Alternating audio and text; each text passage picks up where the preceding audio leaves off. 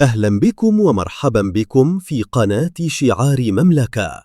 اليوم سأقدم لكم فيديو رائعا من أمريكا لمندوب المغرب في الأمم المتحدة السيد عمر هلال في لقاء على قناة أمريكية. المذيعة كانت مهتمة بمعرفة شروره وشعور المغاربة بخصوص هذا القرار. سبق لهذه المذيعة أن زارت المغرب ولديها فكرة جميلة وطيبة عن بلدنا. حتى لا أطيل عليكم، هذا هو الحوار مع الترجمة. You here. This is something I know you personally have worked on. You've been the permanent representative to the UN since 2014. This has been something you personally have put a lot of effort and hard work into. What does this moment mean for you and for Morocco? Thank you very much, first of all, for inviting me on this very prestigious moment. The celebration of unity of Morocco is a royal decision following the adoption by the Security Council, a historical resolution recognizing the sovereignty of Morocco on or over its Sahara. It's this day of Unity Day. It's a culmination of throne, king, people, and sacred cause of the Sahara issue. It's also the culmination of 50 years of diplomatic effort, of patience, of work, and also of effort economically in the field and outside internationally.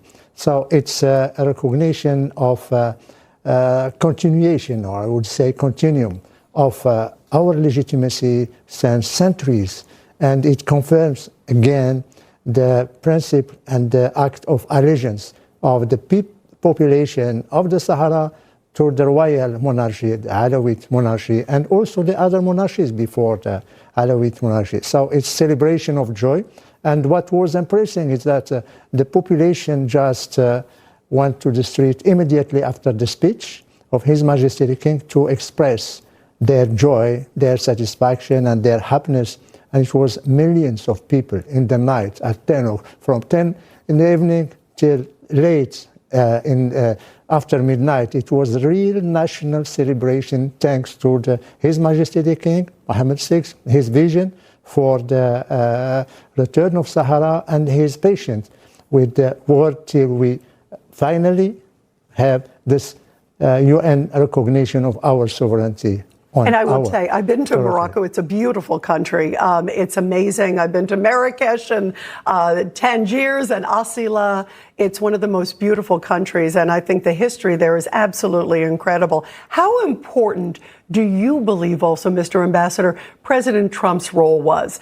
Because obviously we know the United States was a big supporter of this, as were a number of other countries too, but the United States certainly pushed very hard to support this initiative. I think the history will remember that it's President Trump that was the first head of state of great nation to recognize the sovereignty of Morocco on his Sahara. He's the first one as leader to believe that there is peace. Others are believing that there is obstacles, conflict, and confrontation. He's the first leader in the world to believe that there is a way to hope and unity, reconciliation in our region. Others are just looking back and still stuck on old stories, old realities. And he's the one who really pushed the Security Council from its comfort zone. Because in the Security Council, members were all the time adopting consensual resolutions that are keeping the statu quo. Thanks to President Trump, the statu quo is over. He wants peace. He wants to reconcile neighboring countries, Morocco. The main party is Morocco and Algeria. And he wants to give opportunity to the people who have been suffering during 50 years in the camps of refugees to go back to their villages, to meet again with their families. That's extraordinary when you think about that. It's thanks to him. But I would like to say something else. It's a symbolic repetition of the history, because Morocco was the first nation to recognize the independence of the United States more than 2 centuries ago. That's right. That's right. Such a rich history. And now it's the United States' first permanent member of the Security Council, big nation, Western countries, to recognize the sovereignty of Morocco over its Sahara. It opened the way for other countries to follow him, France, UK, for the autonomy, Germany, many other countries are recognizing now the autonomy as the only feasible solution to solve this regional dispute over the Sahara. And that was, of course, what they said. To His Excellency, the President. And just one word on that. Absolutely. You know, His Majesty the King was keen to mention the name of President Trump as the friend of himself, of His Majesty, and the friend of the people of Morocco, because it's thanks to him that this resolution was adopted. How beautiful, and beautiful to talk about sort of the full circle history. Yes. We just have a few seconds left, Mr. Ambassador, but how do you plan, do you think, in the future? I know Unity Day was October 31st when all this came about with the UN resolution. Next year, what are the plans? A big parade? Will there be fireworks? Do you think maybe President Trump might be there? What do you think? We hope that President Trump can come to the Sahara, and we hope that next year we will celebrate reconciliation with our neighbors, because we need to rebuild the economic integration in our region. You know that the Maghreb is the lowest region in the world because of this conflict, because of this problem between Morocco and Algeria. And we hope that by next year, the dispute over the Sahara will be over, thanks to the wisdom, the vision of President Trump, and also to the diplomatic vision of His Majesty the King, because he was patient. He had a policy of giving his hands to the neighbor countries, and also at the same time saying that focusing on the principle of no winner, no loser.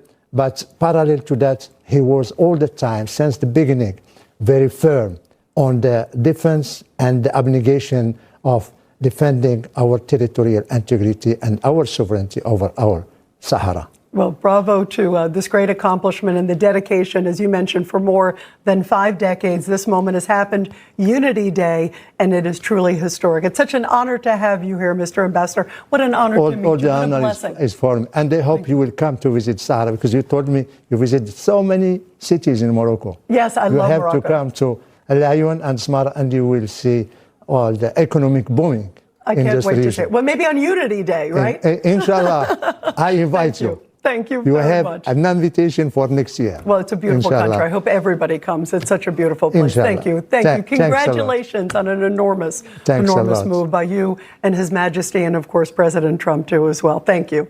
السيد هلال يأمل أن نحتفل السنة القادمة مع الجزائر بعيد الوحدة. هكذا دائما يمد المغرب يده للجميع، فدولة المغرب دولة عريقة في التاريخ تمتد لأكثر من 1000 سنة، لذلك دائما لديها نظرة بعيدة المدى، فليس الاعتراف الدولي بحقنا وبسيادتنا على أرضنا هو نهاية المطاف، بل آن للمنطقة أن تنعم بالرفاه وأن تتجاوز المشاكل التي استنزفت دول المنطقة وحرمتها من فرص كثيرة للنهوض الاقتصادي والتنموي. فالمغرب يتعامل بالحلم والصبر ويستفيد من تجارب الآخرين، ويعلم جيداً أن تجاوز الخلافات هو المستقبل وليس الانتقام.